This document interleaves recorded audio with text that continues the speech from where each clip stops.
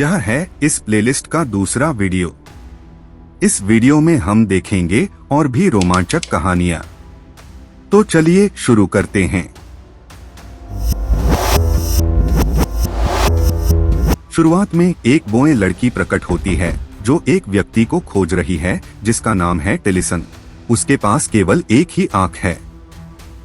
लोग उसे बोए वैश्या कहकर उसका अपमान करते हैं और चले जाते हैं, लेकिन वह क्रोधित होकर खिड़की तोड़कर अंदर घुस जाती है और सबको मारने लगती है। एक एक करके वह सभी का अंत कर देती है। हालांकि आखिर में उसे ढूंढा नहीं जा पाता और वह वहां से गायब हो जाती है। दूसरी ओर सभी योद्धा स्नान कर रहे होते हैं और राजा से संबंधित चर्चाओं में व्यस्त होते हैं। वे किसी को गिरफ्तार करने की योजना बना रहे हैं। इसी दौरान टेला, एलबाटिस और जादूगरनी अपना सफर शुरू करते हैं। वे एक ऐसे राज्य में पहुंचते हैं जिस पर हमला हुआ था और फिर आगे बढ़ जाते हैं। कुछ समय बाद वे एक अन्य राज्य के कोषागार में प्रवेश करते हैं जहां वे खजाने की खोज करते हैं, लेकिन खजाना पहले ही लूटा जा चुका होता है। उन्हें तलाशने वाले योद्धाओं को पता चल जाता है कि टेला और एलबाटिस वही हैं। भागने का रास्ता न पाकर दोनों पक्षों के बीच जबरदस्त युद्ध छिड़ जाता है।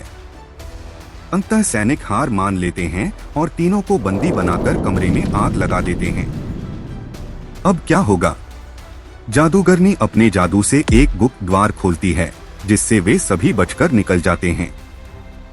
अब कहानी में आता है बेलोर की रानी का मोह। जादूगरनी की चोट बढ़ने लगती है जिससे उनका सफर बाधित होता है, इसलिए वे उसके उपचार के लिए जड़ी बूटियां खोजने निकलते हैं। उधर रानी को आशंका होती है कि उसे मारने की साजिश रची जा रही है। क्या यह सच है? वह अपने विश्वास पात्रों को बुलाती है और बेलोर व अरिडन पर नजर रखने का आदेश देती है।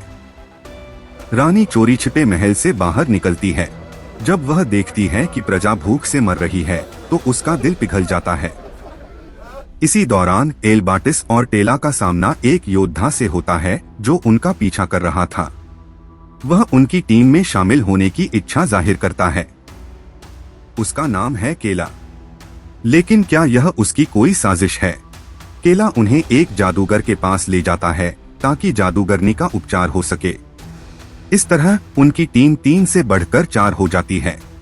लेकिन कहानी यहीं समाप्त नहीं होती। जब वे जादूगर के पास पहुंचते हैं तो उसकी मायावी जाल में फंस जाते हैं। लेकिन केला जादूगरनी को उस जादूगर के पास ले जाता है जो उसका इलाज कर सके। दूसरी ओर एलबाटिस और टेला उस मायाजाल से बाहर निकलने में सफल हो जाते हैं। अब कहानी में आता है बेलोर का राजा, जो इतना निर्दयी और क्रूर है कि अपनी ताकत के लिए अपने ही बच्चों की बलि दे सकता है। जादूगरनी का उपचार शुरू होता है और वह धीरे धीरे स्वस्थ होने लगती है। इस बीच वे उस विशाल दानव के बारे में चर्चा करते हैं जिसे हमने पार्ट 1 में देखा था।